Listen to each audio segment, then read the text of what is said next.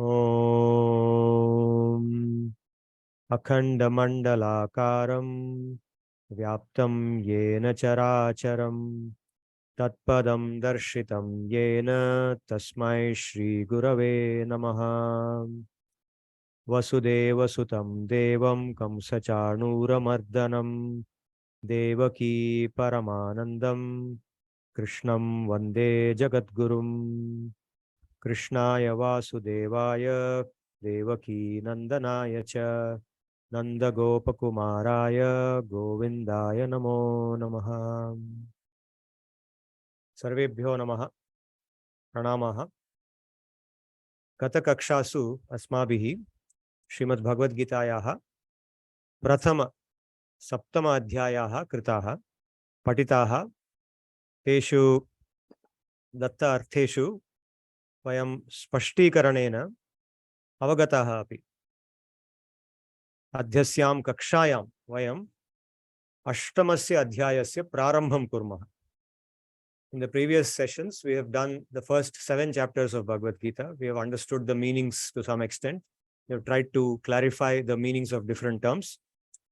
In today's class, we will proceed to the 8th chapter and begin the 8th chapter. So today we will be doing the first 4 shlokas of the 8th chapter.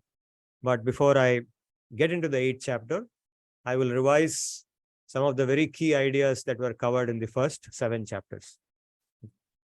Those sitting at the back, are you able to hear my voice? The mic is working.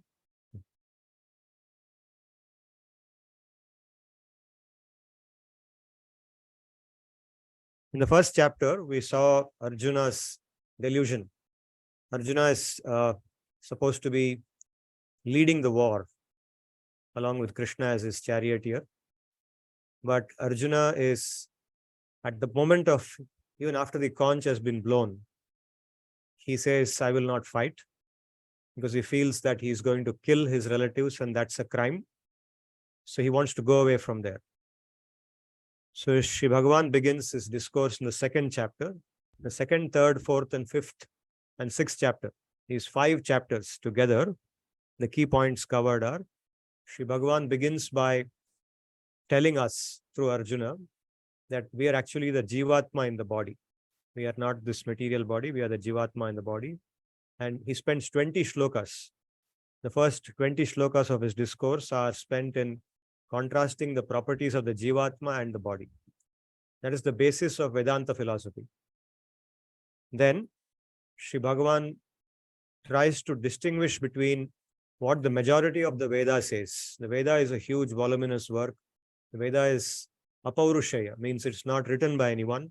It is said to be naturally existing. Just like we are Anadi, the Veda is also Anadi. Just like we are Ananta, we don't have an end. The Veda also doesn't have an end. It's Nitya. The Veda always exists. But a large part of the Veda that's available is about sakama karma. It tells us how to live happily in material existence, in samsara. It does not tell us about our true existence in the spiritual realm. It does not give us spiritual knowledge. It gives us material knowledge according to the principles of dharma. So in the Bhagavad-gita, Shri Bhagavan rejects that. He begins with a rejection of sakama karma, and then he advocates the practice of yoga. By yoga, what he means is not the yogasanas that we are used to today. Today, when we say the word yoga, the first thing that comes to our mind is doing exercises, stretching exercises, and pranayama combined with them for good health. Right? And that's what is called a spirituality. But what Sri Bhagavan means by yoga is not that. It is something much bigger. It's actually connecting with him. Yoga, yojanam, yoga. So he advocates yoga. And he touches upon in the 2nd chapter, Karma Yoga and Jnana Yoga. And later on in the 6th chapter, he comes to Ashtanga Yoga. The 2nd, 3rd, and 4th chapters, 5th chapter also, 2nd, 3rd, 4th, and 5th are focused around Karma Yoga and Jnana Yoga with a sparse mention of Bhakti Yoga. 6th chapter moves into Ashtanga Yoga. And at the end of the 6th chapter, the last shloka of the 6th chapter is Yoginam api sarvesham madgatena antaratmana Shraddhavan bhajate yo mam same yukta tamo mataha. Among all the yogis, the one that I consider the best is the one who is connected with me in bhakti. So he establishes the bhakti yogi as the one that is the best among all types of yogis. So after saying that, concluding the 6th chapter, I should also say that in these 5 chapters, Sri Bhagavan emphasizes the importance as we try to detach ourselves from this material world and we want to experience a spiritual world and spiritual happiness, our eternal existence. Controlling our senses, withdrawing our senses from their objects, controlling the mind, directing the intelligence properly is all essential to all the types of yoga. That is common regardless of which path of yoga we follow. Then in the 7th chapter, Sri Bhagavan enters into Bhakti Yoga. So the first 6 chapters of Bhagavad-gita are considered to be predominantly Karma Yoga. Although they touch upon Jnana Yoga, Ashtanga Yoga also, predominantly the topic of the first 6 chapters is Karma Yoga. The second 6 chapters, the predominant topic is Bhakti Yoga. And the last 6 chapters of Bhagavad-gita, the predominant topic is Jnana Yoga. Although all the yogas are touched upon in some way or the other in all the chapters. So in the 7th chapter, which we just concluded last week, Sri Bhagavan describes about his own nature, how difficult it is to get to really understand him in truth, about his Maya Prakriti, the 3 gunas of Maya Prakriti, how they delude the Jivatmas like us, and how by taking his refuge and performing his bhakti, we can go above Maya, free ourselves from Maya and understand him well, understand him properly. But even there, he says that no one really understands me completely. You can understand him well, you can go to him and become his eternal associate, but to understand him perfectly may be impossible. In the 7th chapter, he also touches upon 4 types of people who do not take his refuge, even though they can. They are intelligent, they are learned, but somehow their intelligence is snatched away by Maya, etc., and they don't take his refuge. And 4 types of other people who take his refuge, and they are his bhaktas. And I will come to that a little bit later. Among them, the person who is the jnani is the best. Now, in the 8th chapter, Sri Bhagavan will describe a particular type of bhakti. He describes 2 types of bhakti here. One is called the Yoga Mishra Bhakti, and the other is Ananya Bhakti. Yoga Mishra Bhakti is one of the types of Pradhani Bhuta Bhakti.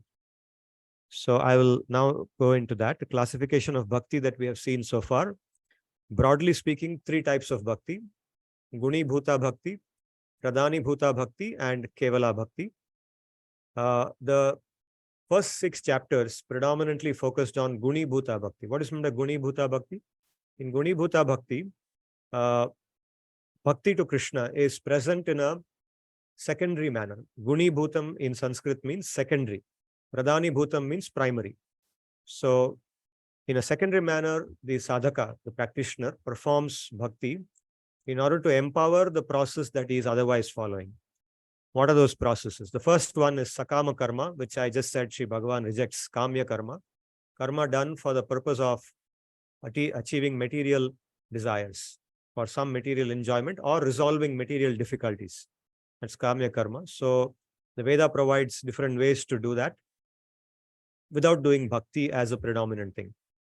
So there, different types of mantras are chanted, different types of devas are invoked, and there is no primary shraddha in Krishna or Vishnu as such. There, still, the bhakti to Krishna is still performed in some manner to make it successful. Without bhakti, it can't be successful. Then, after rejecting sakama karma, Sri Bhagavan speaks about karma yoga. But even there, bhakti is not predominant. Bhakti is present as an element where the karma phalam, the fruit of karma. Because what is karma yoga? Karma yoga is doing all our nitya naimittika karma, all our prescribed duties, with detachment, without attachment for the fruits of the activity. What is meant by without attachment to the fruits of the activity? What it means is that the primary motivation for doing the duty, primary motivation for doing our activities is not from the anticipated enjoyment that comes from the fruits of the activities. Rather, it is from the sense of duty, the inner sense of duty that I am duty bound to do this. I am, for example, I am a Vaishya, then I should do Goseva. I am a Shudra, I should do this kind of service. I am a Brahmana, I should chant the Veda. Out of duty, not thinking that by doing this duty, I will get punya, I'll go to Swarga Loka, without thinking of that. And naturally, the punya will come because you're doing your duty.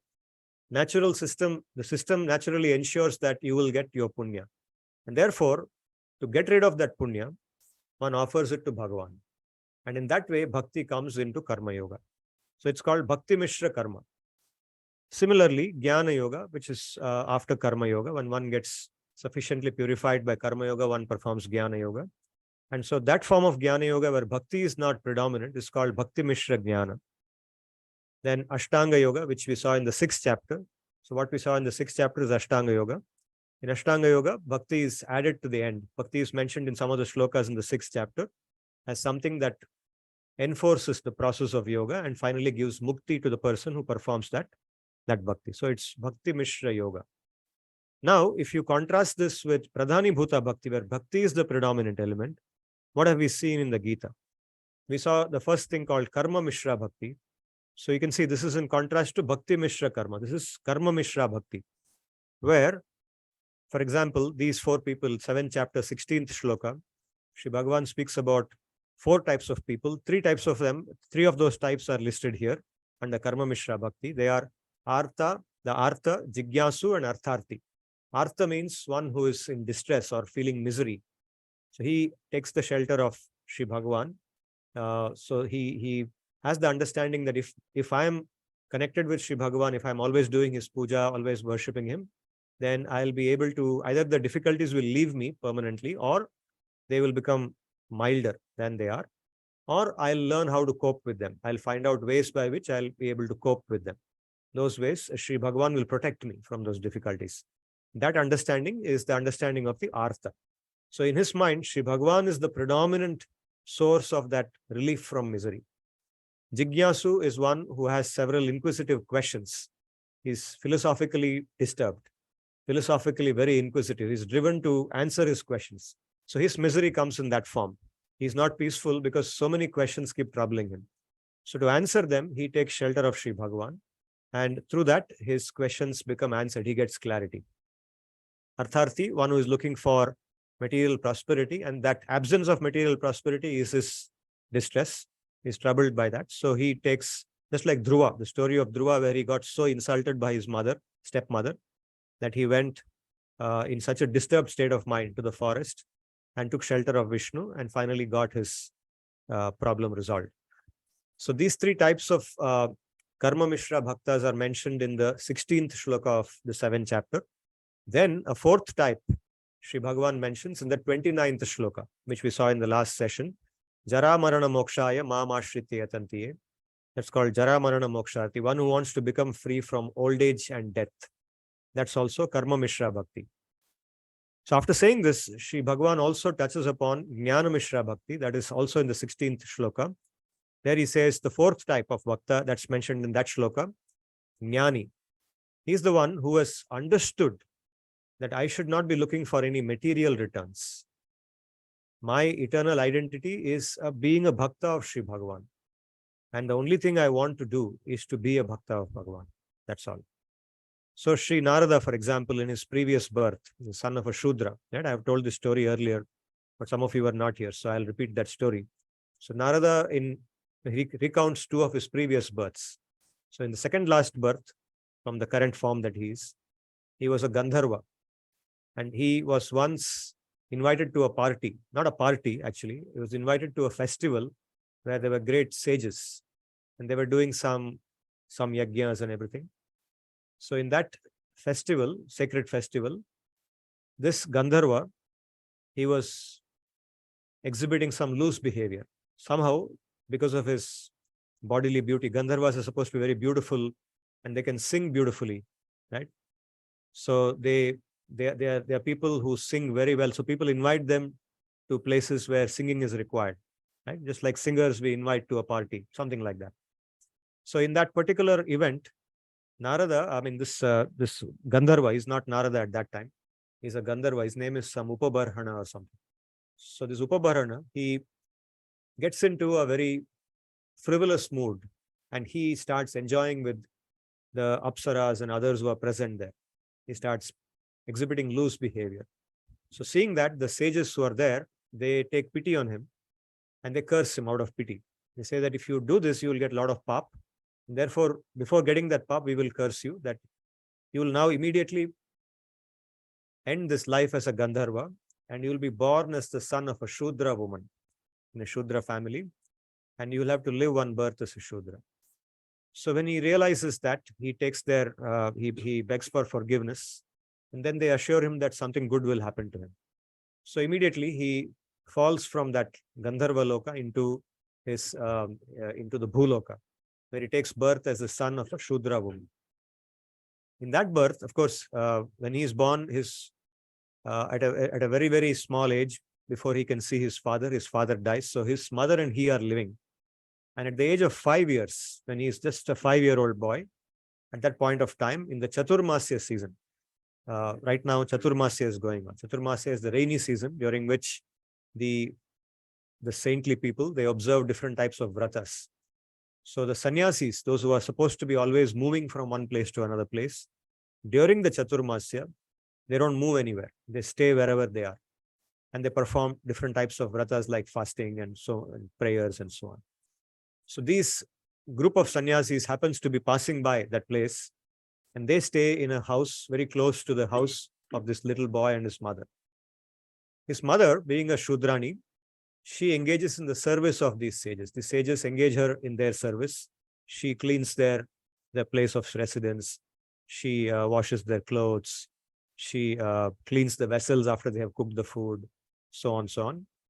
And this little boy, because he's a small child, he's just playing around. So he goes and sits there whenever they are having their different kathas, like we are now doing Bhagavad-gita katha. So when they are doing Bhagavat katha, they are all bhaktas of Krishna. So when they are doing Bhagavat katha, this little boy goes and sits there. He listens to them. And as he listens to them, his spiritual consciousness awakens. And he suddenly is no longer a small boy in his consciousness, a small boy by height, but not in his mind. So he starts evolving just as he listens to them. And he says in the Bhagavatam, he is narrating this. The story of what happened to him is told in first person. So he narrates that he was eating the food that they left over. So it is said that the saintly people, they eat the food offered to Bhagavan. It's called prasadam, right? But when they leave the food, that becomes Mahaprasadam. The prasadam that they have left after eating, leftover prasadam, is called Mahaprasadam because it's left over by a bhakta of Bhagavan, who is considered to be greater than Bhagavan also. So he gets to eat that food. And he says himself in his own words, because I ate that food, I started developing immense love towards Bhagavan in my heart. Even at that time, within that 4 months period, he started developing love towards an attraction towards Bhagavan. He became attracted towards Bhagavan. He wanted to hear more and more and more. He started experiencing what we have said earlier, atripti, sukhanubhuti, and akanksha. Atripti means the lack of satisfaction. I want to do more seva. Sukhanubhuti, the feeling of happiness in doing seva. And akanksha is the desire to know more and more and more. I want to hear more. I want to know more. That kind of feeling. So he develops that ekata. And so after 4 months, they go away. And after they've gone away, he's continuously thinking about them. And in a very short time after that, his mother, once she goes out to milk the cow at night. And on the way, she gets bitten by a cobra, a poisonous snake. And she dies. And now he is all alone. He is no longer, his father already had died much earlier. And now his mother also has passed away. So he's just a Shudra boy living in a small hut. He has no one to take care of him. But in his mind, very deep attraction for Bhagavan has developed. So he leaves his house and goes away. He says, I will find Bhagavan now. Just like Dhruva went to find Bhagavan, this little boy also goes and says, I will find Bhagavan. He is my only refuge. There's nobody else. So he goes and he describes, I passed by so many villages. I passed by towns. I saw this, I saw that. And finally, he reaches a forest. And he's very tired, extremely tired, because he's been walking and walking and walking without food, without sleeping. And he finds a small river in the forest. He takes bath in the river. He becomes fresh. And he sits under a tree. And he starts thinking of Vishnu. He remembers all that the sages had told, all the discourses that's running in his mind, the form of Bhagavan. He meditates on that form. And as he meditates on that form, Sri Bhagavan appears before him. Okay, so he's a jnani at that point of time. He's a jnanavan. So I'm just trying to explain what the word jnani means. I told you a big story. So Narada, he has a complete understanding, a very, very advanced understanding of Bhagavan. He's not looking for Bhagavan out of being a person of distress or out of wanting some material wealth or because he's got some curiosity. No, he's already got very good realization of Bhagavan. In that state, he manages to get darshan of Bhagavan. Bhagavat Sakshatkar happens. Bhagavan appears before him and his meditation breaks. And then Shri Bhagavan talks to him. He speaks to him. He says that I'm very blessed to see you. Then Shri Bhagavan says that you are now, you are my eternal associate. You are my Nitya Bhakta. But in this lifetime, as long as you are in this lifetime, you have to go through the full lifetime because you are born like that. That is destined for you. You will no longer see me like this, but you will always remember me. And wherever you go, you will talk about me. Right? That is why in the 7th chapter, Sri Bhagavan says that this Jnanavan, he is extremely dear to me, Mama Atma Eva, because he's always thinking about me, he's always absorbed in me, lost in me. So in that life, as the son of a Shudra woman, that boy, he grows up into a full adult and everything, lives a full life. But in that life, he's just wandering everywhere, talking about Bhagavan. Okay? He's an avadhuta, living like a avadhuta. And when he dies in that life, he gets absorbed into the body of his own father. Eternal father is Brahma, right? He gets absorbed into the body of Brahma. And in the next kalpa, that is the present kalpa, which is called the Shvetavaraha kalpa of Brahma, he is born as Narada. And today the Narada we know is born like that. That's his past 2 lives. We know about his past 2 lives, but not earlier than that. So he is a jnani. Okay, so he began like that. His bhakti began in that manner, but today he is a Nitya Bhakta. He is a Uttama Bhakta. And in the 8th chapter now, we are going to do Yoga Mishra Bhakti, where bhakti will be present predominantly, but that person who does that predominant Pradhanibhuta Bhakti will use Ashtanga Yoga as a process. The sadhana for doing that bhakti takes the adhar of Ashtanga Yoga. It is just like we do bhakti in some manner. We may go to a temple and do some japa or something. We may do kirtan, sit here and listen to Bhagavad-gita. We are not doing Ashtanga Yoga. But some people, when they do bhakti, they take the refuge of Ashtanga Yoga and do. And that will be explained in the 8th chapter. We have also talked about Ananya Bhakti or Uttama Bhakti, which is 100% pure bhakti, where there is no desire other than the pleasure of Bhagavan. And that is Uttama Bhakti. So after one gets mukti, even if one goes through all these processes, eventually in the state of mukti, one becomes a Uttama Bhakta, because then there is no more desire. In the last in the last session, we saw these last 2 shlokas of the 7th chapter. Jara marana mokshaya mam ashritya yatantiye te brahma tad vidhu kritsnam adhyatmam karma chakhilam. Those who take my refuge and endeavor in bhakti in order to be liberated from old age and death, understand that Brahman, they understand the Jivatma and its nature well, and karma and material existence comprehensively. Then the last shloka was adhibhu adhidaivam mam adhiyajn chaye viduhu prayana kale picha mam te viduhu yukta chetasaha. They whose minds are engaged in me and who know me in terms of adhibhuta, adhidaiva and adhiyajn. Shri Bhagavan introduces these terms. Know me even at the time of death. Prayana kala means death. So 6 terms are introduced. Brahman, adhyatma, karma, adhibhuta, adhidaiva, adhiyajn. In the 7th chapter, last 2 shlokas. So in the beginning of the 8th chapter, Shri Bhagavan has left Arjuna with a mind where now he has planted some doubts. Because you're using suddenly 6 terms. What do those 6 terms mean? Just like in your course, if your prof suddenly concludes a class by mentioning a few terms but doesn't explain them, some of you who are very attentive, all of you are very attentive and sincere, right? So next class when you come, before he begins anything, you will go to him and ask, you said something in the last class, can you explain what that means? So exactly what happens here. Arjuna uvacha.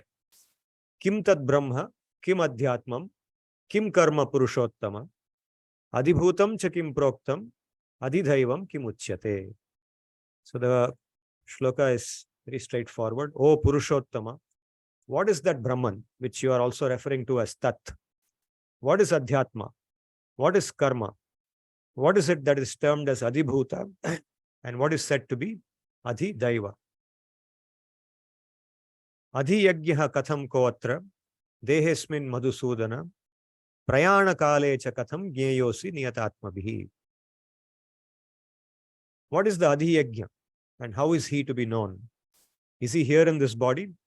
Katham koatra dehesmin madhusudana. So that question in the first line of this shloka, Arjuna doesn't know exactly what to ask. So he's asking, do you think that adhiyajna is in this body? That's that what you are saying? Or is he outside this body? Is it referring to a form of you? Or is it referring to a jivatma like me? What exactly are you referring to? The second line says, at the time of death, prayana kale. Prayana kalam means the time of death, the time of leaving this body. How can you be known by those who have disciplined their minds? Katham gneyosi niyata atmabhihi. So these are the 7 questions he is asking in the beginning of the 8th chapter. The 8th chapter is something like an answer to these 7 questions. Now Sri Bhagavan begins to reply. Sri Bhagavan uvacha aksharam brahma paramam svabhavodhyatma muchyate bhuta bhavodbhava karo visargah karma samyitaha. So aksharam means that which has no deterioration. Sharam. Shara means deterioration. Sharati iti ksharam. So Brahma is that which has no decay, no deterioration. Paramam, it is superior. Svabhavaha adhyatma muchyate. The word adhyatma refers to svabhav. Bhuta bhava udbhava karo visargaha karma samyita. The word visargaha means that which is left over, remaining, or that which is to be discarded. Bhuta bhava udbhava karaha visargaha. Bhutaha means living entity. Bhavaha means existence. Udbhava karaha, that which brings into existence. So something that is left over, which brings the living beings different existences, or which brings about different existences for the living being, that is called karma. Karma samyitaha. That is known as karma. Okay. Sri Bhagavan said, Brahman is that which has no decay or deterioration. It's akshara. It is superior, parama, in nature. Adhyatma is one's intrinsic nature or character, svabhav. Svabhav, we all know. Karma are the leftover results of the living being's past activities that create and shape its future existence in the material world. Now, we will look at 2 commentaries here, both Vishwanath Chakravarti's Sarartha Varshini and Sri Baladeva Vidyabhushana's Gita Bhushanam. So in Sarartha Varshini, he explains it slightly differently. He says, Uttaramaha aksharamiti. I'll use the pointer.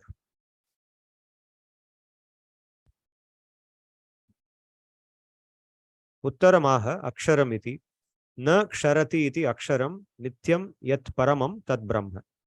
Swabhavaha swatmanam dehadhya vasat deha adhyasa vashat bhavayati janayati iti swabhavaha jivaha. So according to Vishwanath Chakravarti, the word swabhava says that because of the jiva's presence, there is a body. And that which builds around the jivatma. That is why the word adhyatma is used, and therefore the word adhyatma refers to the jivatma itself. What the word swabhava Sri Bhagavan is saying is referring to the jivatma itself. Yadva, alternatively, swam bhavayati, paramatmanam prapayati iti swabhavaha. Swabhava is that which elevates, or bhavayati, which nourishes, improves the state of the self and makes the self reach the paramatma. So it refers to the Sushuddha Jiva, the purified Jiva, the Jiva who has no upadhi, who's free from all upadhis. So it can refer to the Jivatma in the conditioned state, like we are now, or it can refer to the Shuddha Jiva also. Either way, it refers to the Jivatma, Adhyatma. So the word Adhyatma refers to the Jivatma according to Sri Vishwanath Chakravarti. Adhyatma Shabda Vachyaha Ityartha. Then, Bhutaireva Bhavanam Manushyadi Dehanam Udbhavam Karoti iti saha visargaha jivasya samsarah karmajanyatvat karma samyah. So here he is using the word visarga. The one meaning of the word visarga is also creation. Something originally created is also called visarga. So he's saying that thing in existence, that creation, which comes from the jivatma. Bhutaireva bhavanam manushyadi dehanam udbhavam karoti iti sa visargah jivasya samsarah. The samsara of the jiva. Samsara means the material existence, the continued existence of the jivatma in this material world is called samsara. So he says this samsara is what is referred to as karma, because karma janyatvat, it is coming from the karma of the living beings. Because we do different types of karma, our karma leads to punya and papa, and that punya and papa creates the samsara for us. Because of the punya and papa, we are remaining in samsara. So karma janyatvat karma samyaha, because it's a product of our karma, the samsara is also referred to as karma. This is Vishwanath Chakravarti's explanation. Karma shabdena jivasya samsaraha uchyate ityarthaha. By the word karma, the jiva's samsara is explained. Now we will look at the alternative explanation by Baladeva. He says, Evam prishto Bhagavan kramena saptana muttaramaha. Having been questioned by Arjuna, systematically, Sri Bhagavan replies to Arjuna's 7 questions. Aksharamiti na aksharati iti niruktehe aksharam. Yat paramam dehadi viviktam jivatma chaitanyam tanmaya brahma ityuchyate tasya akshara shabdatvam brahma shabdatvam cha. So he says here, the word Brahma does not refer to the supreme being, like Sri Vishwanath Chakravarti said. It refers to the Jivatma itself. And why the Jivatma is considered Paramam? Because it's superior to the body. The Jivatma is consciousness, pure consciousness. The body by itself has no consciousness. The body is material in nature. And therefore, this superior Jivatma Chaitanya is called Brahma. Svabha iti swasya jivatmanah sambandhi yo bhavaha bhuta sukshma tadvasana lakshana padarthaha. So, swabhava word, which is used to explain the adhyatma, he says it is something that's related to the jivatma. Specifically what? It refers to the accumulated vasanas over unlimited number of lifetimes. Since beginninglessness, the jivatma's vasanas have developed and accumulated life after life after life. So currently, each living being, each of us has some vasanas, right? Vasanas means those subtle tendencies, orientations inside us, right? All of us have different types of tendencies, right? In psychology, you study people's different types of personalities, personality traits, characters. You distinguish between trait and state, right? So all those kinds of concepts are related to what is called as vasana in Sanskrit. So vasanas are deep-rooted tendencies or impressions which have existed. And according to all Indian schools of philosophy, our lifetimes have contributed to this. They are not something that is of this particular lifetime. They have accumulated over lifetimes and just manifest in this lifetime. Okay, so here the word swabhava. Swabhava means that with which we are born in this material birth. In this particular birth, we are born with certain tendencies. So he's saying that is what the word adhyatma refers to. Atmanam adhikritya vartate iti adhyatmam.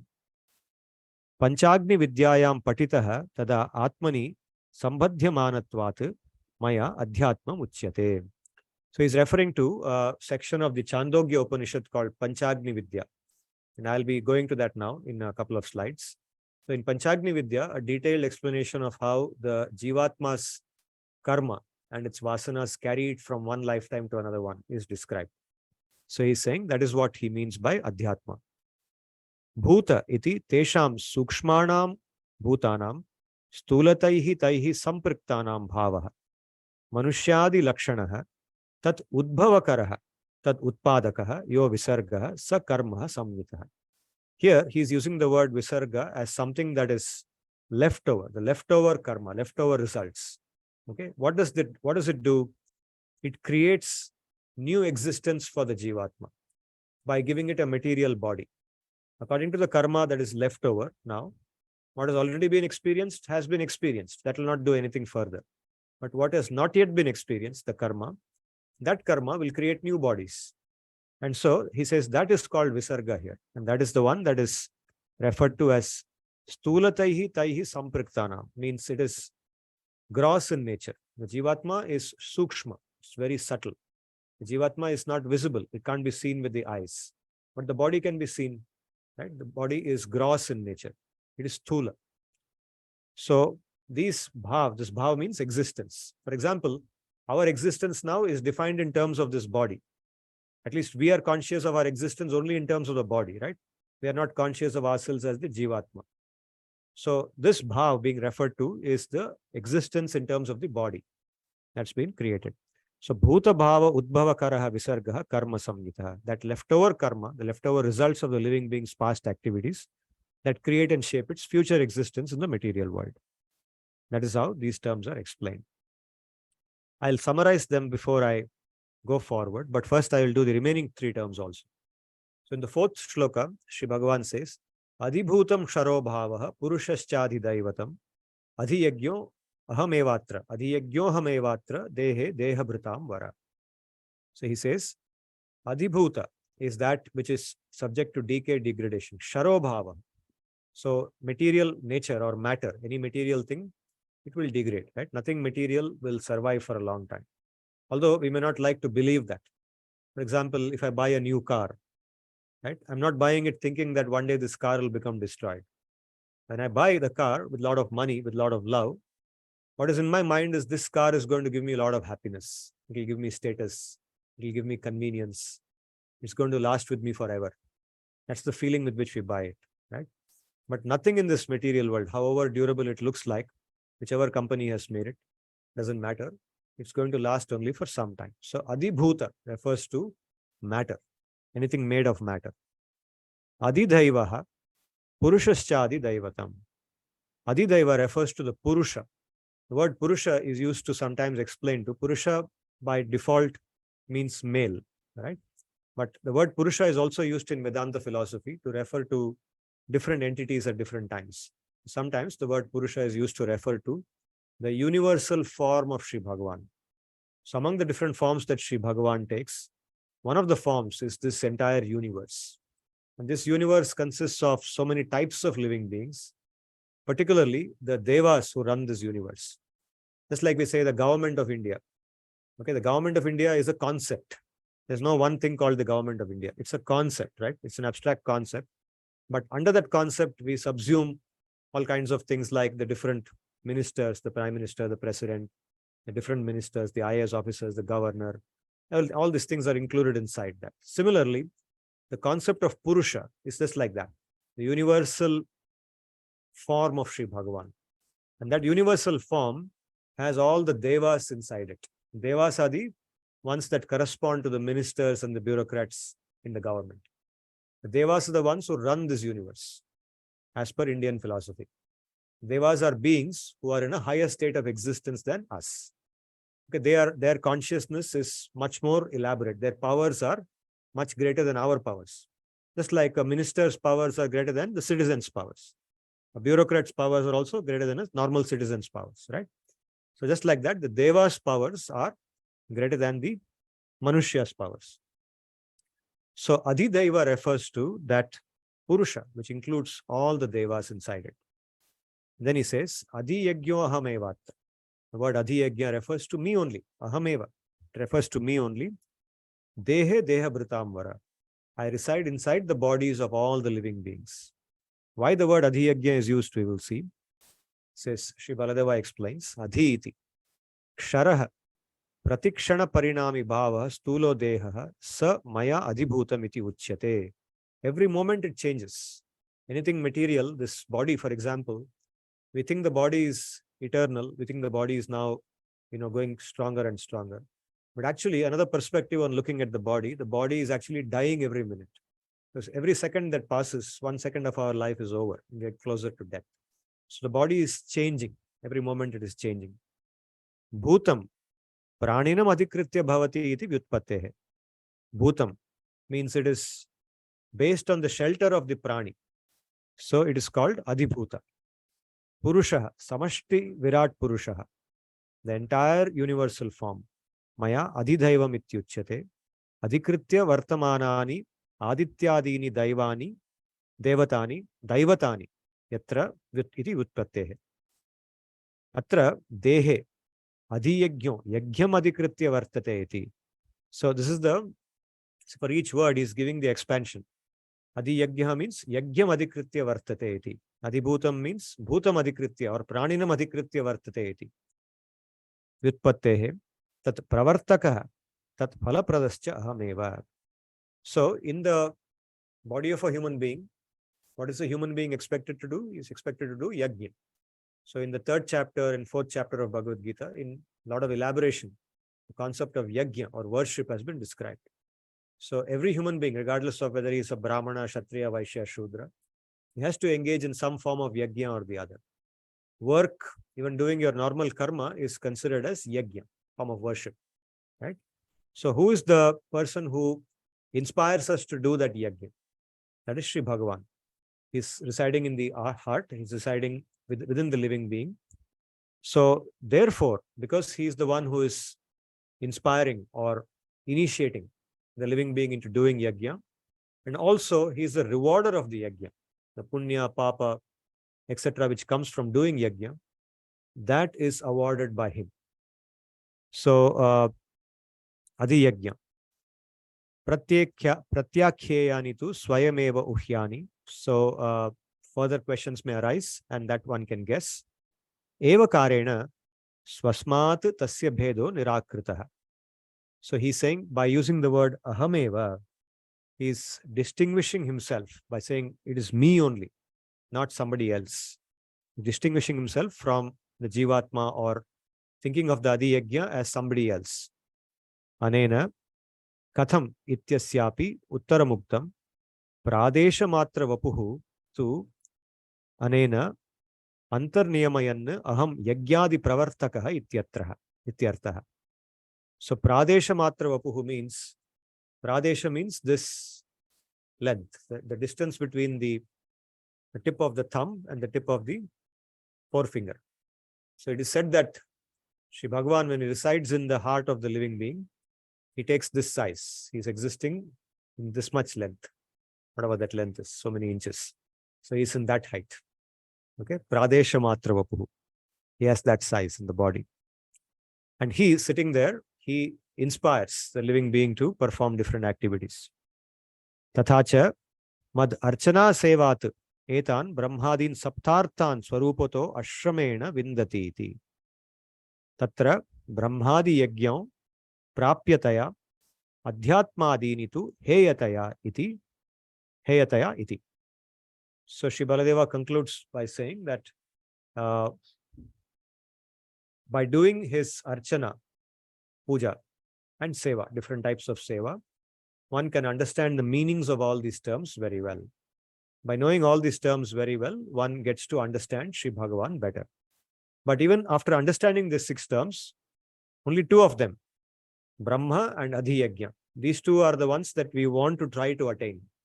So brahmadi yajna, Brahma and adhiyajna, these 2 terms are the ones, whatever these 2 terms are telling us, prapyataya, we should try to attain that.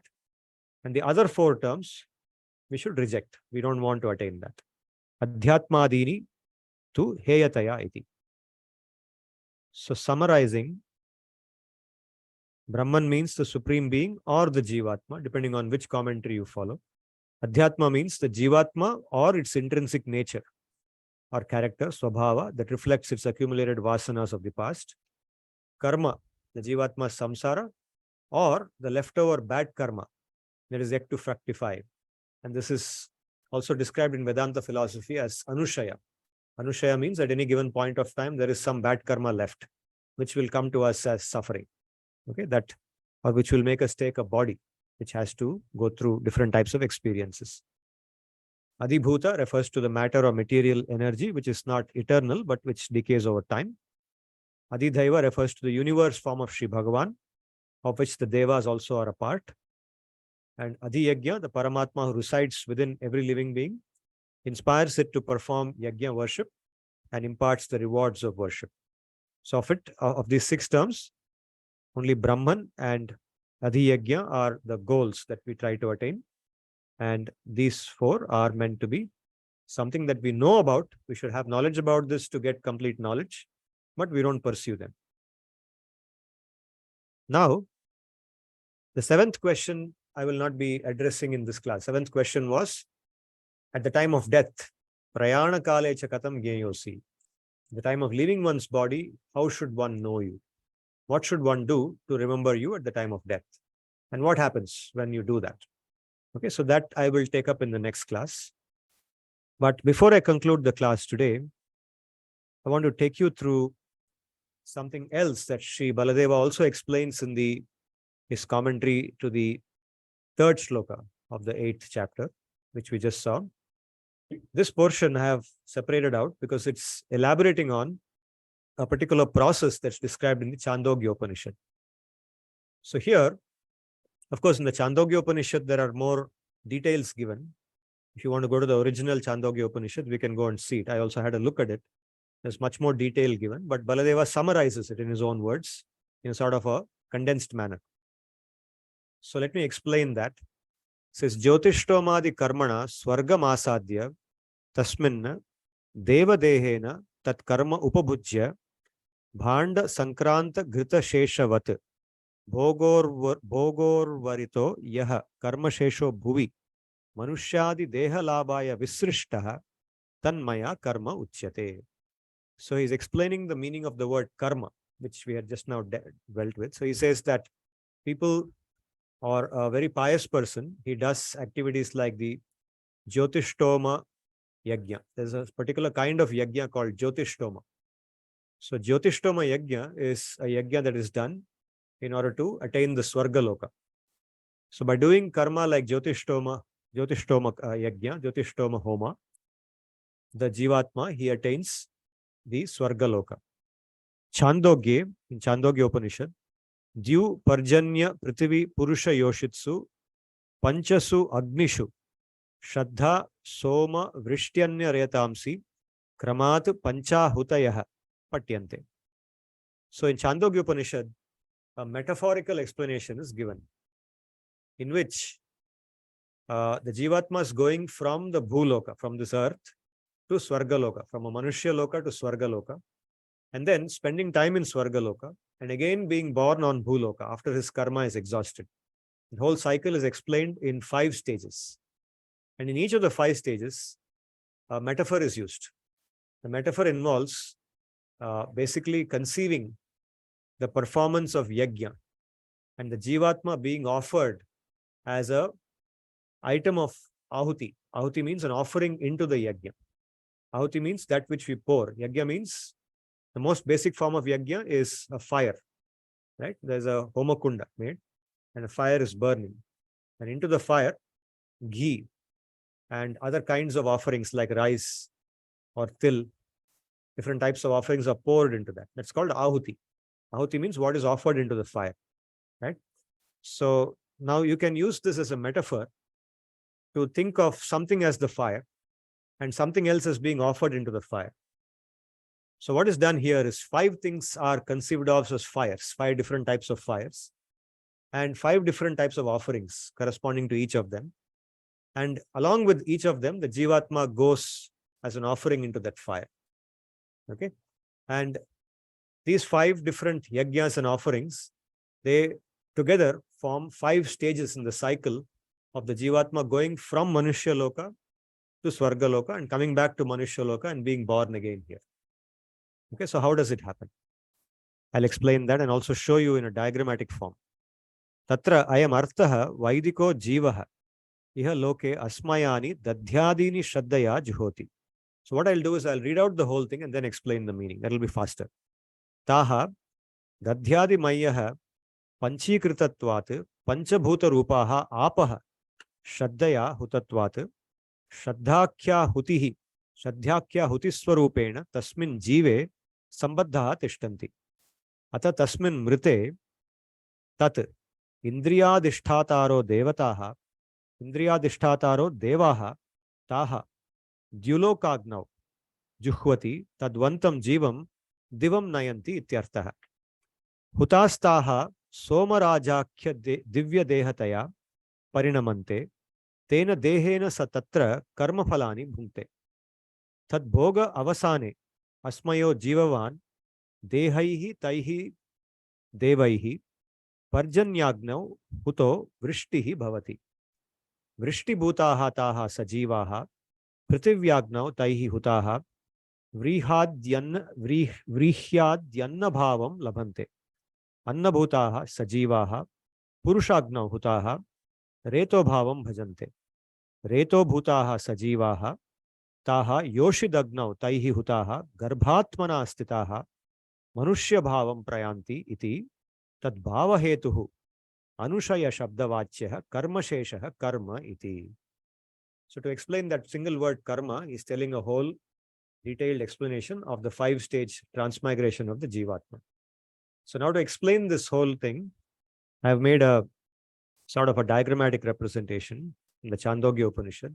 The specific place in the Chandogya Upanishad where this comes is this place, the 5th adhyaya in these khandas 3 to 8. Okay. So if anybody is interested, we can sit separately and read through this portion. So how does it start? So it starts with the Jivatma on the Bhuloka. He does different types of punya karma, and he does that punya karma with shraddha, with a lot of conviction. Naturally, if you don't do with shraddha, you will not get anything. But when you do it with shraddha, then you will get the fruits of that thing, provided you do it properly. So what happens at the point of death?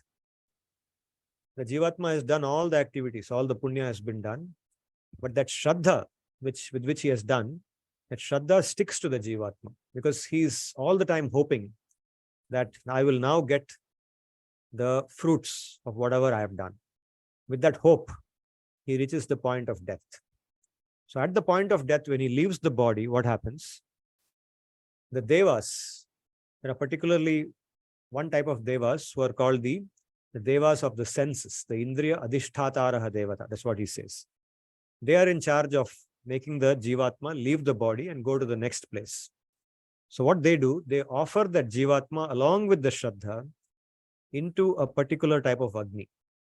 Jivatma plus the Shraddha becomes the Ahuti for offering into a particular kind of Agni, which is called Dyuloka.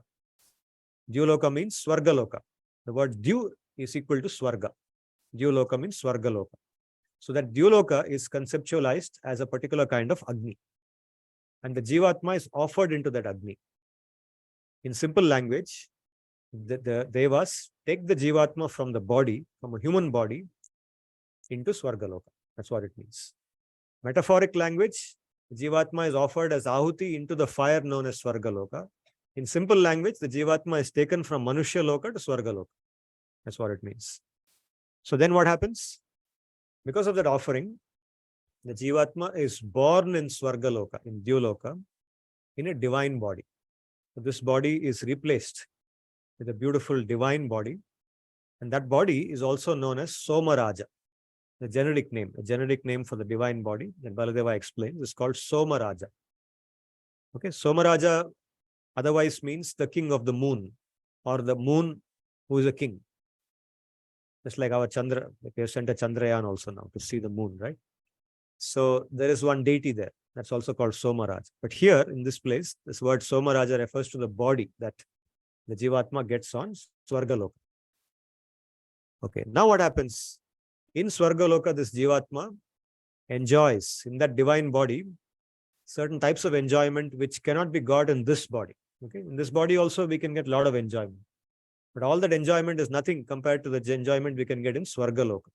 A lot of much greater enjoyment is available there. And that is why our ancestors, they worked very hard to go there, right? Just like today. Today we work very hard to go to the US, to go to Australia, to go to Canada, to migrate to Europe, right? All our contemporaries are doing that, isn't it? Maybe some of us also will do that. So why we are doing that? Because the enjoyment there is superior. In the earlier times, India was the best place on the earth. So people never thought of going to US or Canada. People from there thought of coming here. So what did people here think of going to? They thought of going to Swargaloka. The Swargaloka was the America of that time. People thought of going there. And they did these yajnas and they took birth there. Then what happens? At the end of your life, okay, because even if you go to America, you have to die, right? If you go to Canada, you have to die. If you go to Australia, there's no place where you can go and say, I will not die, except Vaikuntha. So when you go to Swargaloka also, at the end of your enjoyment in Swargaloka, and all the punya, all the balance in the account has been used up, then die. What happens at that time? How does the death happen? You are offered. Again, you become ahuti. And in this ahuti, along with the divine body, you are placed in a rain cloud of this Manushya Loka. It's called Parjanya. So that Agni is the metaphor of Parjanya. Parjanya is considered to be the Agni. Parjanya means a rain cloud. A rain cloud is the Agni. You're offered into that. Then what happens? When you're in the rain cloud, the Jivatma is no longer having the divine body. That body is taken away. Now the Jivatma is inside the rain cloud, and when rain falls, the Jivatma falls along with that to the planet Earth, to this Prithvi. Okay, so the Jivatma in Vrishti is the goal of that. Then what happens? The Devas, they have moved now the Jivatma in that rain, through that rain to the earth. That rain goes into the crops on this earth, into the different plants. They drink that rain. The plants drink the water, right? Rainwater. So on that Prithvi, when he is born, Prithvi becomes the fire, and the Jivatma is planted into the different types of anna that comes from the crops, just like rice, dal, different types of grain that is created by the crops.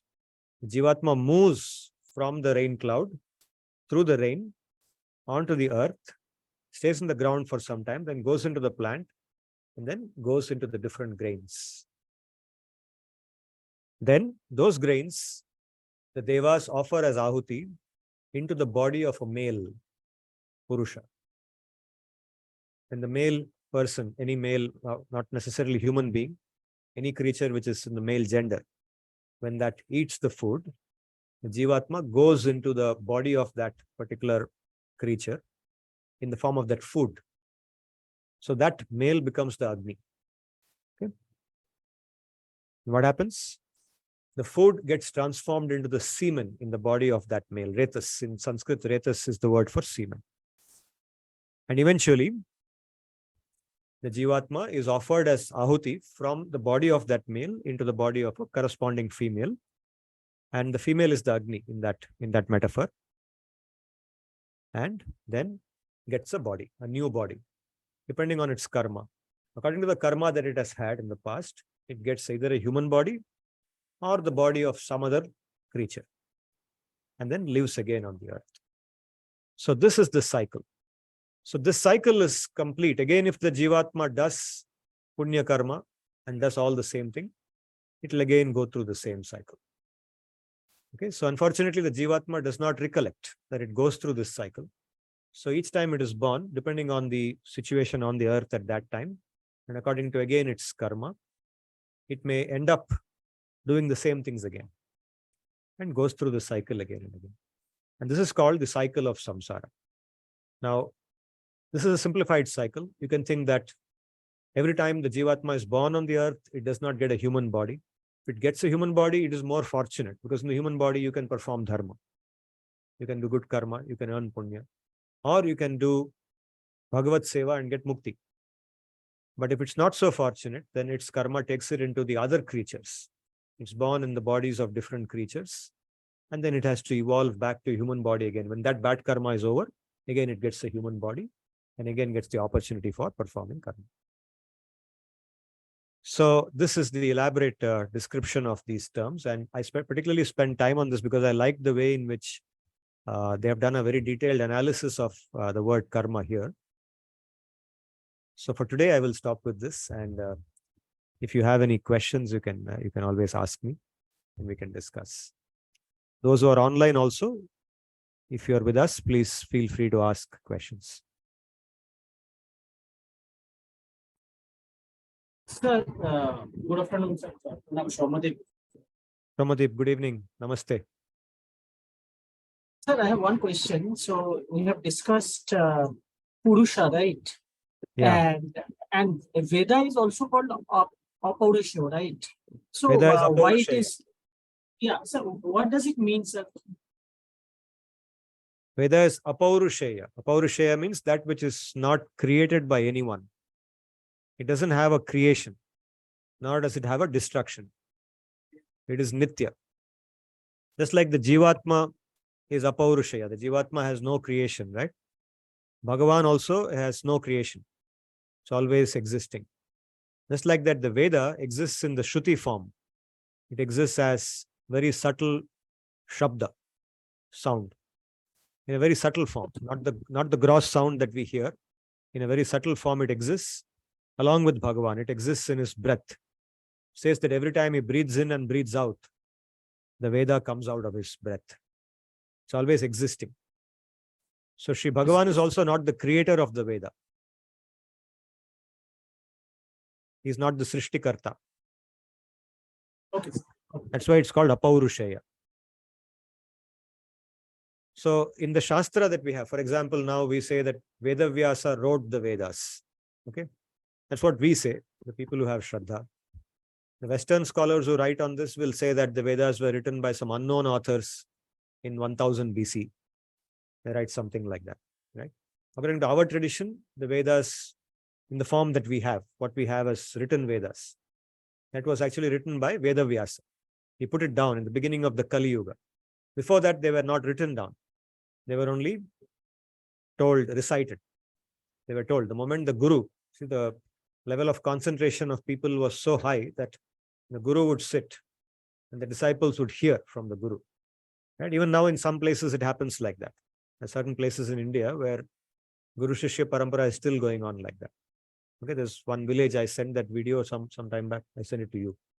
Okay, it's called Mattur Gram, near Shimoga, in Shimoga district in Karnataka, where Veda tradition is still going on. People study Veda. Of course, they use books, written books, but they also largely believe in hearing.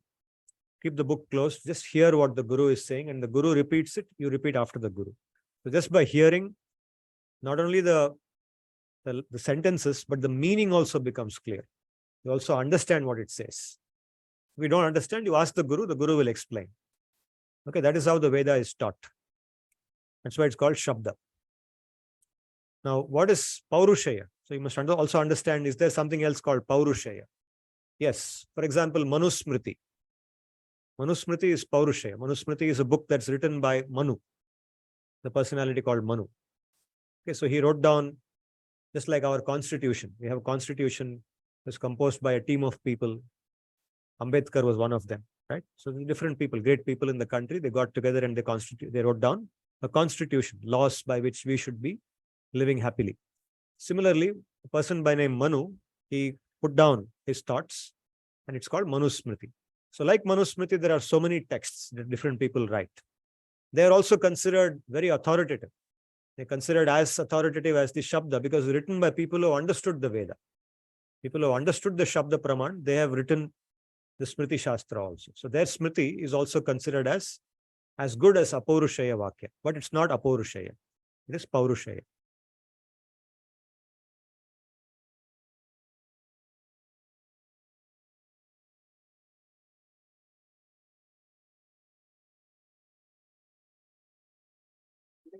Very technical in nature. It was very technical in the sense like a lot of users and a lot of this particular Agni things where is a transforming region which looks like so the input and Agni and something new comes out of that. Yeah. What it looks like. Agni plays a very key role in our Vedic culture. Yeah. Because Agni is used for so many different purposes. Yeah, for cooking food also, Agni is involved. So all the yajna happens through Agni.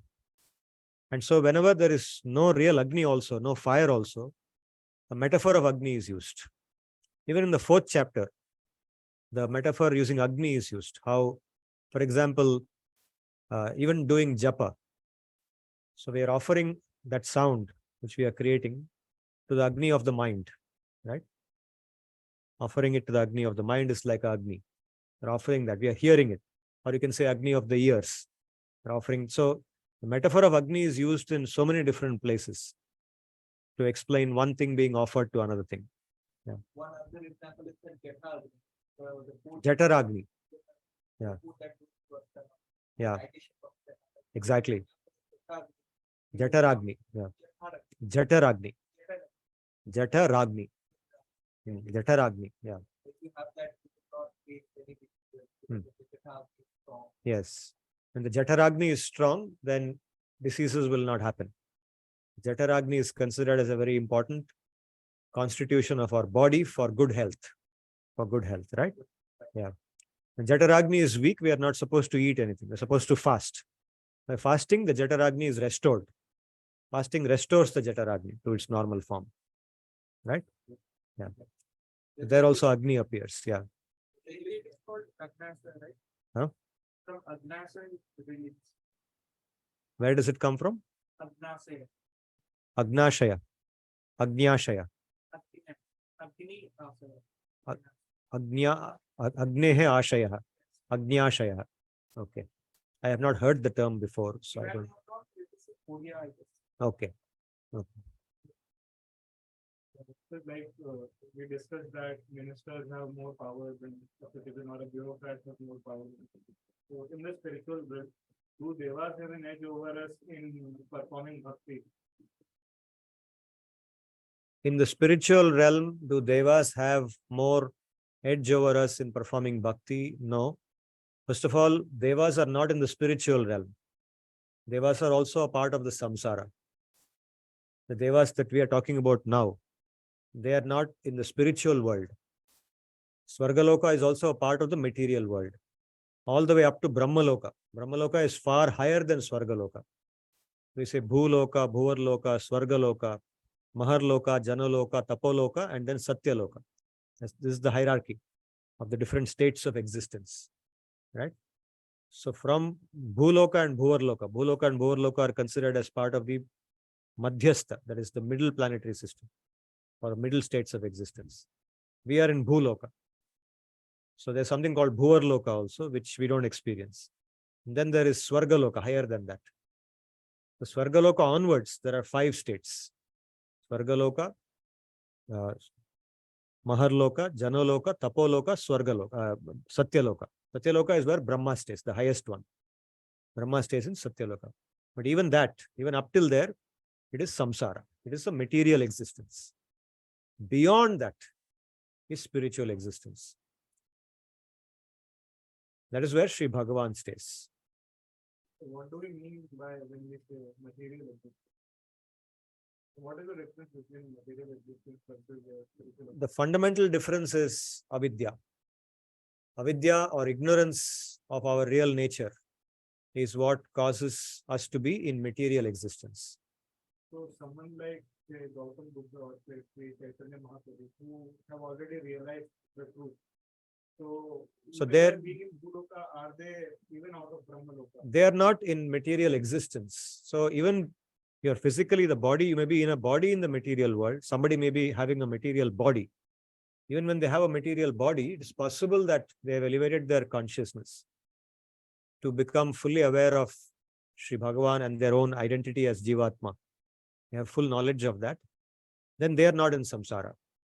Their body is in samsara. The body will die. But they are not in samsara. They are existing in that spiritual realm. They are experiencing that spiritual realm all the time. But in other words, we are also not at a disadvantage just because we are in Bhuloka. Yes, actually, it is said that we are at a greater advantage than the devas. The Bhuloka is considered to be a place where there is a balance between enjoyment and suffering. In Swargaloka, the enjoyment is so much that nobody will want to leave that and go to Vaikuntha Loka, because there doesn't seem to be a requirement for that. Here on Bhuloka, because there is suffering, we are looking for a way out of it. In Swargaloka, there is no suffering, so why will they look for a way out of it? The Maya there is even stronger.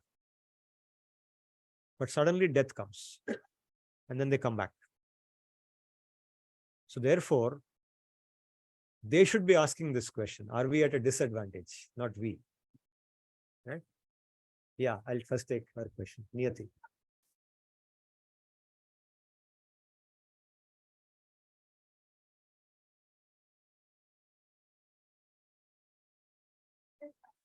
Yes.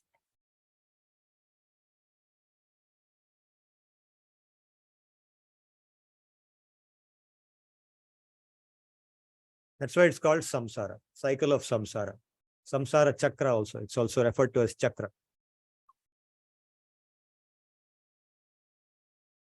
Bhakti helps because we connect with a person who is out of this samsara. Sri Bhagavan is not a part of this samsara, number one.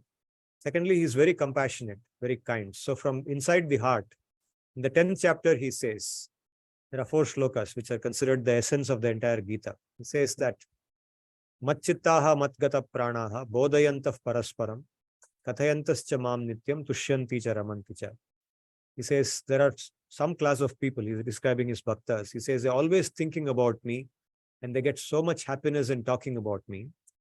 And then he says, Tesham satata yuktanam bhajatam priti purvakam dadhami buddhi yogam tam yena mam upayantite. Unto these people whom I have just described, I give the intelligence by which they will come to me. So from within the heart, he keeps prompting different ways by which we can keep thinking about him, talking about him, doing his activities.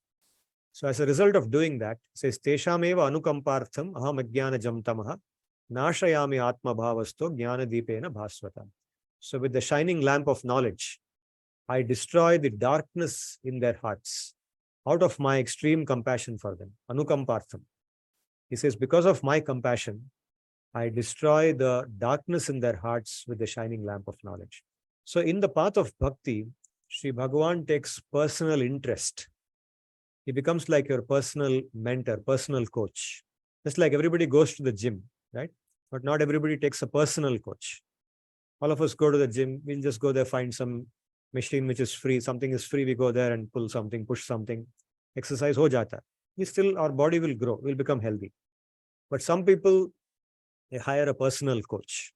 Okay, then the personal coach will work out a program for them.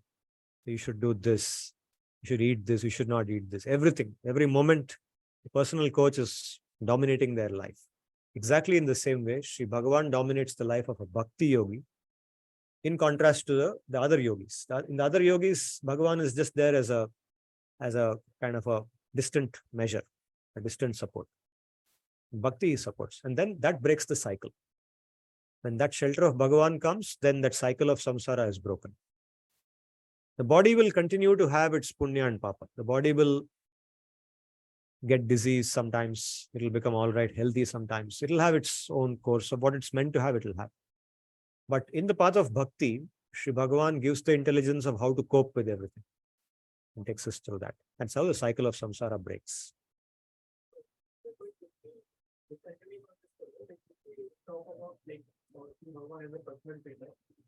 How will that be determined? That will, what I think will be result of a karma that was previously accumulated. It means how will Sri Bhagavan decide that I will be the person who will this karma? That will be determined depending on the past karma of that particular person. So if you think in that way, it is not, so that is why it is said that bhakti, the kripa which comes, is ahaituki kripa, means it has no hetu. The word ahaituki is used in many places in the Bhagavatam and sometimes in the Gita also. Let me just see where it is used. But in the Bhagavatam, it's used many times. And in the Bhakti literature also, the start of Bhakti is said to be not a function of karma. Bhakti is not a function. The initiation of Bhakti is not a function of our past karma. It's not karma phala. Only punya is karma phala dependent. Bhakti is not. Bhakti is kripa. And kripa is ahaituki. Kripa means compassion. So that is ahaituki. Ahaituki means it has no hetu. No cause. It is not, specifically no cause means not a result of karma. Karma is not the cause. The compassion is the cause.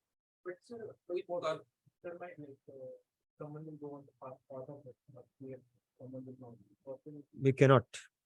We cannot look at somebody's horoscope and say he will become a bhakta. We can look at someone's horoscope. A good astrologer can look at someone's horoscope and predict that he will have a lot of money in his life, or he will have a lot of suffering, or he'll have a divorce in his life. These kind of things are told in astrology, right? But that he will become a Shuddha Bhakta of Bhagavan is normally not told in astrology. It is not a result of past karma. Can karma give you such a condition environment to do that? Yes, karma can give that. Punya karma especially. If somebody has punya, then it can give, because punya karma creates good vasanas, good tendencies. The tendency to be practice ahimsa, the tendency to be away from, to do sadachar. Okay, so if a person with punya karma comes in contact with bhaktas, then there's possibility that because of that contact, that kripa falls on that person and he gets attracted to bhakti, attraction. Based on that also you get a birth in a good family, which is more related towards Yes. bhakti. Yes. So when Bhagavan takes kripa like that, then he creates conditions for him to, he never forces. Like I said, there is no karma phala there.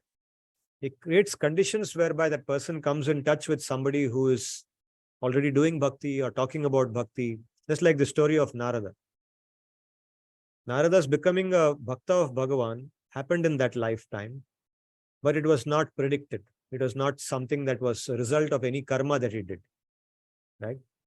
Maybe you can say that the kripa of those people who gave him that shap, out of compassion, they realized that this person is going to suffer a lot because of the nonsense he has done.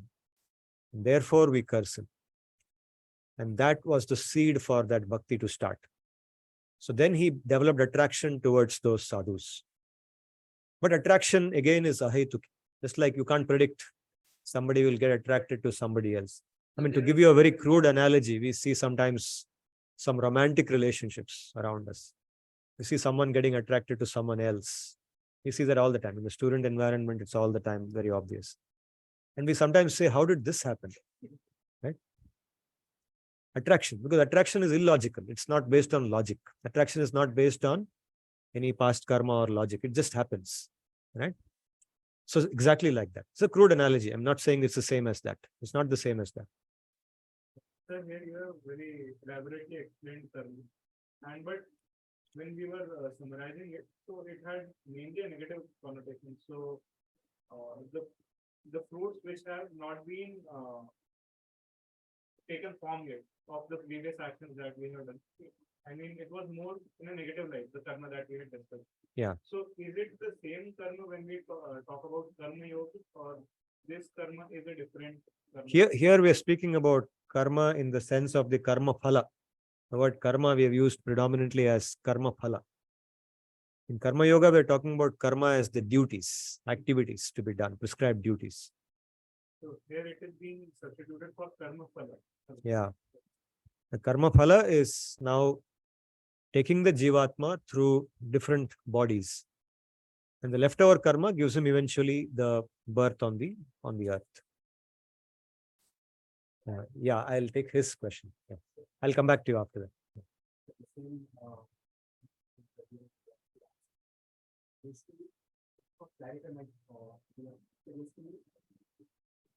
not that you are predestined to do something, right? Because of the karma that you have done in your previous life. By default, you are predestined to do something. That's still you have to of what you choose in this life. Is there a contradiction? No, you're not predestined to do something. You're predestined to get something. You're predestined to get certain types of good rewards and bad rewards. But to experience those good and bad rewards, you have to do the work to experience that. If someone just says, I'll just sleep, I will not do anything, then that good reward or bad reward, or at least a good reward will not come. Maybe the bad reward will come by not doing anything, it will come faster. But the good reward will definitely not come if a person says that it will anyway come to me. So that's how the Niti Shastra explains it. Panchatantra explains it like that. Panchatantra says that there's a particular shloka in the Hitopadesha also, same shloka. It is taught in schools actually. You might have, yes. Udyamena iva siddhyanti karyani na manorathaihi nahi suptasya simhasya pravishanti mukhe mrigaha. It says that only by doing hard work does anything come in life. Animals do not enter the mouth of a sleeping lion just because he is the lion. They all know that he is the king of the forest and he's the most powerful, and one day he may eat us. But just because he's the lion, they won't go and say, okay, now please eat us. That will never happen, right? He has to hunt them, find them, and then he will get it. So that is how Hitopadesha and Panchatantra explain that if we have to get the good karma that we are destined to get, then whatever work has to be done for that has to be done. And that provision will be given. Means we will have the intelligence to be able to do that work. That's part of the good karma. Like suppose somebody has to get admission into a good university, let's say. Then he has to write some competitive exams and all. That means he has to have a mentality with which he has to be able to study. He has to have an environment to study. He has to be born in a household where they allow him to study, right? So all that facility is provided to be able to do that work. But the act of studying is not predestined. That he has to do. That orientation is predestined. That orientation, that vasana is given to him. Does it answer your question? Yeah. I have a Counter question. example to it. So if you consider the case of Vibhishana and Prahlad, they were not in such an environment where they can perform all those things. So is it predestined, or Bhagavan was more, I would say, wanted to be them like that so that he give a lesson to the whole one?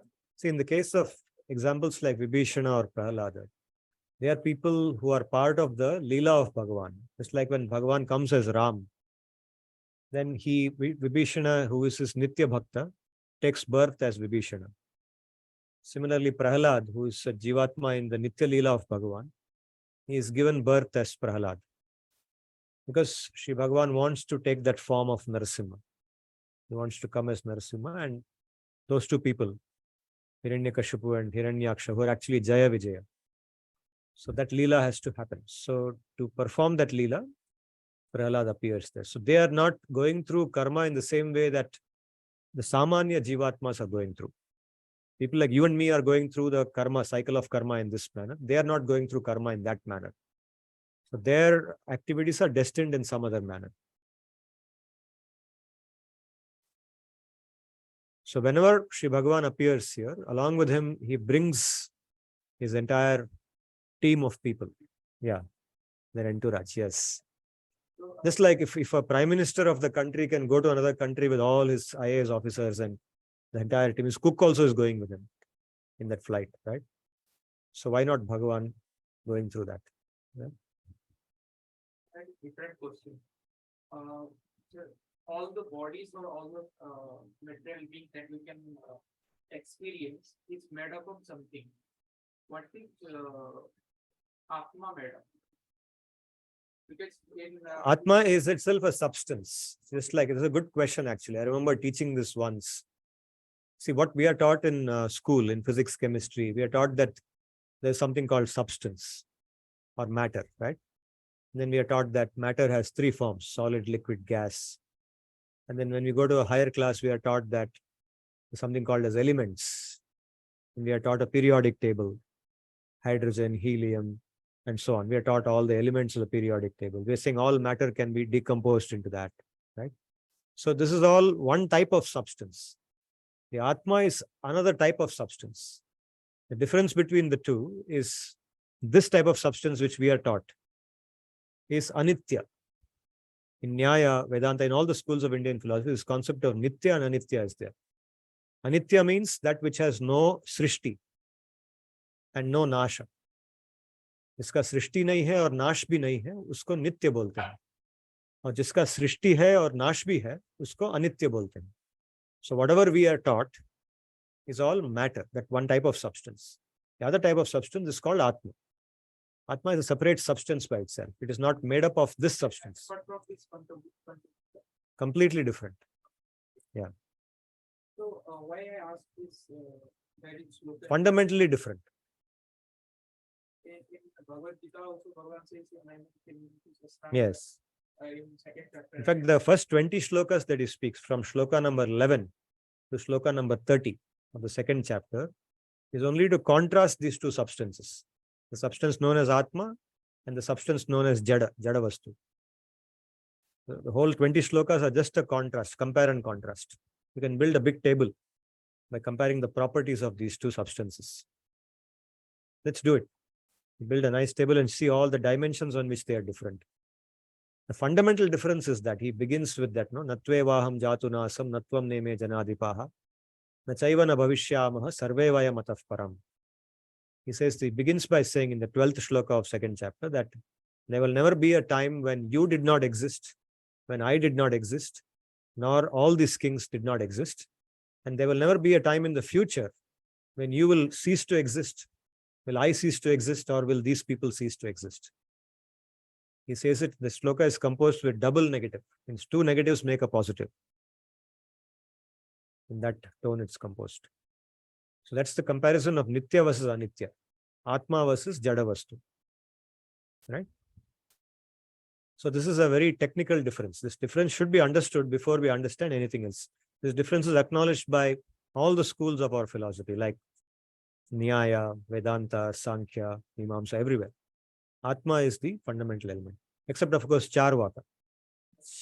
In Charvaka philosophy, that's the seventh one. Charvaka, they don't differentiate between Atma and Deha. For them, the Deha itself is the Atma. And so Atma is also Nashvara. Atma also has a Nash. Charvaka, does he have some followers also, like Charvaka? I think majority of people are Charvaka followers. Not doing that, but the way he said that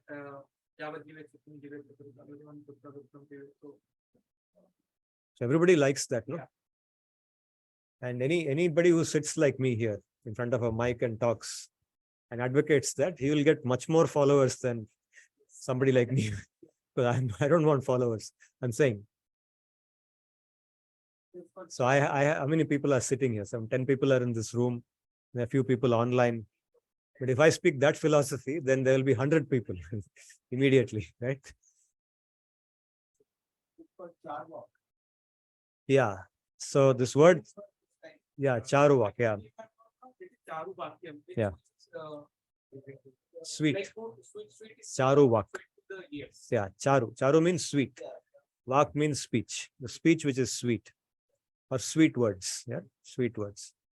Some people say Charvak was the name of a person. Some people say no, it is not a person, but the philosophy is called Charvak because it's made up of sweet language. Yeah, and that's exactly similar philosophy that Sri Bhagavan condemns in the. It says Bhogaiswarya prasaktanam taya apahrita chetasam evasayatmika buddhi samadhavna vidhiyate. He says.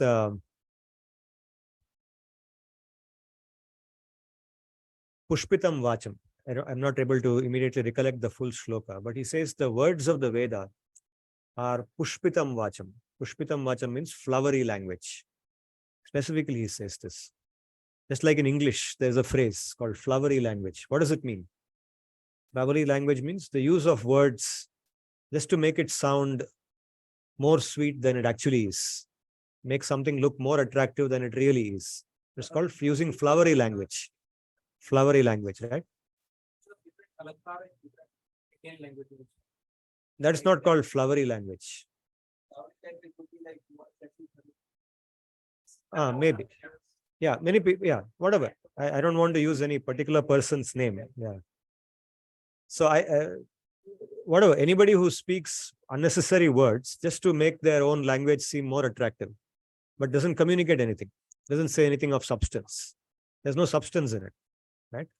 That's exactly what Sri Bhagavan says the Veda is saying. A lot of Veda. He's not condemning the Veda. He's saying that whatever is taught to you in the Veda about going to Swarga Loka, like we discussed just now, is all Pushpitam Vacham. Says that there is so much happiness in Swarga. If you do this karma, you will be born in Swarga. There's so much happiness there. You don't have to do this. You won't have old age. You won't have disease. There's a place without disease. Everything you eat will be very sweet. Right? Swarga is described actually. Swarga is described in the Shastra is very sweet. This Pushpitam Vacham. And the interesting thing is the corresponding, the phrases in English and Sanskrit. Pushpitam Vacham, flowery language. Right? Two traditions using very similar phrases. See that. Interesting, no? Very interesting.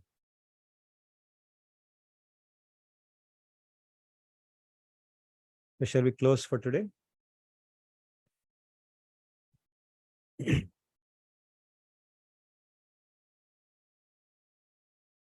Om Tadvishno Paramam Padagum Sada Pashyanti Surayaha Divi Vachakshuratatam Tadvipraso Vipanyavo Jagruvagum Sassamindhate Vishnoryat Paramam Padam Paryaaptya Anantarayaya Sarvastamotiratra Uttamamaharbhavati Sarvasyaptyai Sarvasya Jityai Sarvameva Tena Apnoti Sarvam Jayati.